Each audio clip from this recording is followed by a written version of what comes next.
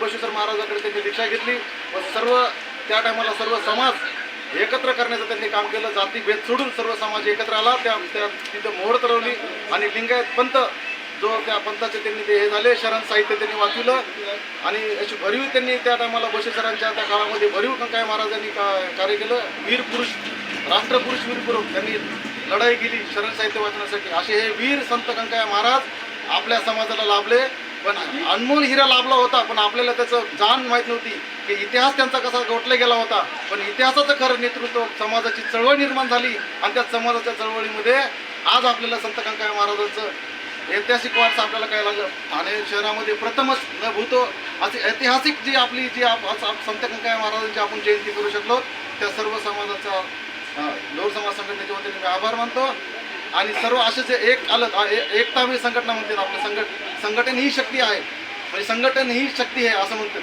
म्हणजे आपण जर एकत्र झालो तर आपण काय करू शकतो. इथं नगरसेवक तर होऊ शकतो, पण आज काळाची गरज आहे जे आपल्या समाज बांधवांनी जे आपलं महाराष्ट्र शासनातर्फे आपल्याला जे चर्मउद्योग मंडळ आहे, जे संत कंकाय महाराज चर्मउद्योग मंडळ म्हणजे व्हावं त्यासाठी मागणी केलेली आहे. तसेच आपले आमदार त्या टायमाला त्यांनी ते कंकाय महाराजांचं स्मारक व्हावं याच्यासाठी मागणी केली होती. मग असे पाठपुरावे आहेत आपल्यामध्ये. काही म्हणजे ठाणे जिल्ह्यामध्ये पण कंकाय महाराजांचं स्मारक किंवा भवन व्हायला पाहिजे, मग महाराष्ट्रामध्ये पण व्हायला पाहिजे. अशी चळवळ आपल्याला करावं लागेल. कारण मंत्रालयात दखल घेऊन अर्ज देऊन दखल घेत नाहीत, त्यासाठी आपल्याला मोर्चे काढावं लागते आणि आंदोलन करावं लागेल. कारण आपलं समाजाचा श्रीनगरमधील मानवतावादी कार्य करणारे आपले दत्ता आव्हाड साहेब हे आपल्यापुढे विचार मांडले. दत्ता आव्हाड.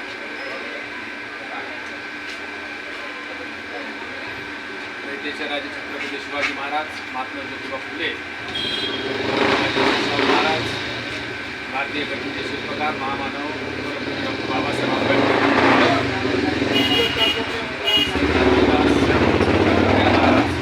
अण्णाभाऊ साठे, माता जिजाऊ, माता सावित्रीबाई, रमाई या सर्व महापुरुषांना अभिवादन करतो.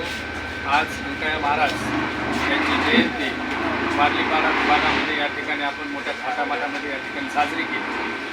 जयंती साजरी करत असताना ज्या उद्देशानं आपण जयंती साजरी करत असतो, ज्या उद्देशानं आपण त्या जयंतीचं महत्त्व या ठिकाणी सांगत असतो, ते सर्व समाज बांधवापर्यंत येणं किंवा सर्व समाज बांधवापर्यंत समजणं ती काळाची गरज आहे. कारण ती जयंती पुण्यतिथी याच्यासाठी करायची असते की त्या महापुरुषाचे विचार समाजामध्ये पोहोचले पाहिजेत, रुजले पाहिजेत. यासाठी जयंती आणि पुण्यतिथी हे जे काही कार्यक्रम आहेत ते आपण करत असतो. आणि त्याच उद्देशानं आज संत कंकाय महाराजांची जयंती आज आपण श्रीनगर, ठाणे, वारलीपाडा या विभागामध्ये साजरी करत आहोत. बांधवांनो, जयंती करत असताना ज्या महान मानवाचा विचार आहे, तो विचार म्हणजे मानवतावादी विचार आहे. तो विचार ज्या महापुरुषानं संत बसवेश्वर महाराज यांनी या देशामध्ये जी मानवतेची मुहूर्तमेढ रोवली आणि तिचेच शिलेदार होऊन, तिचेच शिपाई होऊन आणि तीच धुरा खांद्यावर घेऊन संत कंकाय महाराज यांनी आयुष्यभर आपलं काम या ठिकाणी केलेलं आहे. आणि म्हणून या महापुरुषाचे आपण जर वारसदार आहोत तर त्या वारसदाराचं कर्तव्य आहे की त्या महापुरुषाचे विचार आपण समाज मनामध्ये रुजवले पाहिजे. परंतु हे सर्व सांगत असताना तुम्हाला या ठिकाणी आवर्जून मला असं सांगावंसं वाटतं की या महापुरुषाचे विचार सांगत असताना ज्या महापुरुषाचे विचार पुढे घेऊन जायचे असते त्याला आपली सामाजिक बांधिलकी म्हणून, सामाजिक संघटन म्हणून ते खूप महत्त्वाचं असतं. आणि म्हणून सामाजिक संघटन बांधत असताना, सामाजिक चळवळ उभी करत असताना आत्ताच आपल्यासमोर आपल्या मान्यवरांनी सांगितले की आपल्या समाजाचे जे प्रश्न आहेत, जे आपल्या समाजाच्या ज्या अडचणी आहेत त्या जर सोडवायच्या असतील तर त्याला आपलं संघटन असणं गरजेचं आहे. आणि मग हे संघटन कशा विचाराचं असलं पाहिजे, कोणत्या उद्देशानं स्थापन झालं पाहिजे ते आपल्याला सर्वात प्रथम आपल्याला कळालं पाहिजे, समजलं.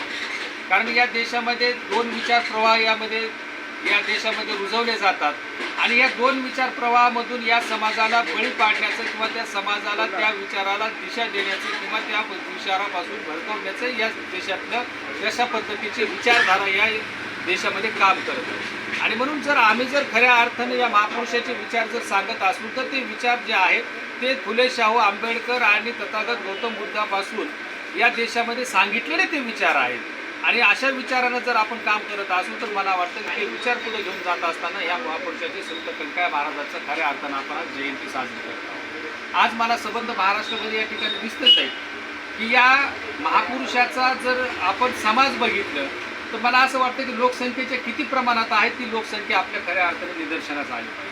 संत कनकाया महाराजांची लोकसंख्या समाजाची लोकसंख्या किती आहे ही समाजाची लोकसंख्या आपण सगळ्यात प्रथम तिची गिनती केली पाहिजे. तिचा तो आपण आकडा तशा पद्धतीचा आपण आपल्यामध्ये तशा पद्धतीचा शोधला पाहिजे आणि मग या आकड्यानुसार आपल्या संघटना किती आहेत ह्याचाही आपण विचार केला पाहिजे. मला तरी आज या महाराष्ट्राच्या पटावरती सामाजिक काम करत असताना राष्ट्रीय ढोर समाज संघटना जर सोडली तर महाराष्ट्रामध्ये संत कनकाया महाराजांच्या विचाराला घेऊन एकही संघटना त्या ठिकाणी काम करत नाही आणि त्याचं श्रेय मला असं वाटतं की आपल्या या विभागातील तुमामामध्ये वावरणारे आदरणीय परशुराम इंगोले साहेबांचं आहे की ज्यांनी या संघटनेच्या माध्यमातून आपल्या सर्वांना त्या ठिकाणी एकत्र केलेलं आहे. आणि म्हणून जर या संघटनेचं जर महत्त्व समाजाला जर समजलं तर मला वाटतं कुठेतरी त्या ठिकाणी विचाराला कुठेतरी चालना मिळेल. दुसरी गोष्ट मला या ठिकाणी असे आवर्जून सांगावीशी वाटते की समाज बांधवातील कार्यकर्त्यांनी की कार्यकर्ता हा सहजासहजी घडत नाही.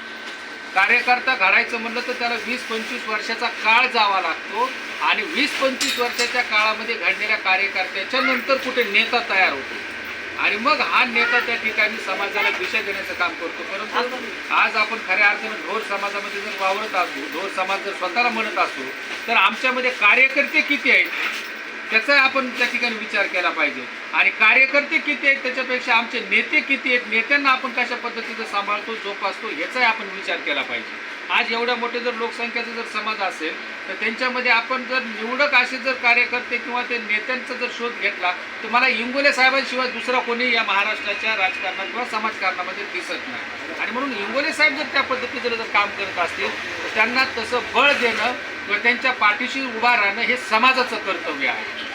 समाजाच्या कर्तव्याबरोबरच इंगोले साहेबांनी त्या ठिकाणी समाजातले जे काही समजा घटक आहेत त्या घटकाचा आता आम्ही बऱ्याच वेळेस त्या ठिकाणी विचार करतो, बऱ्याच वेळेस त्यांची धडपड असते की समाजामध्ये काहीतरी घडामोडी घडल्या पाहिजे, परंतु तरुणांनी त्याला साथ दिली पाहिजे, समाजाने साथ दिली पाहिजे तर कुठं या समाजाचे विचार किंवा प्रश्न मार्गी लागू शकतात.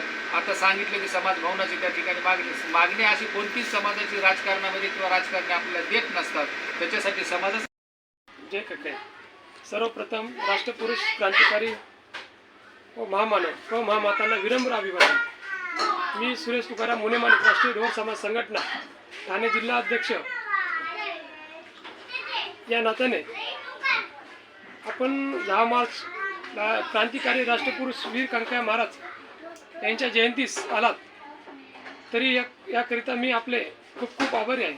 वारलीपाडा, लोकमान्य नगर, कलवा, इंदिरानगर, वसंत विहार, दिघा व ठाण्यातील विविध भागातून आपण वेळात वेळ काढून आलात. अशीच आशीर्वाद आपण असू द्या व पुढे जिल्ह्यात कुठेही कार्यक्रम असल्यास आपण सर्वांनी साथ देताल हीच माझी अपेक्षा.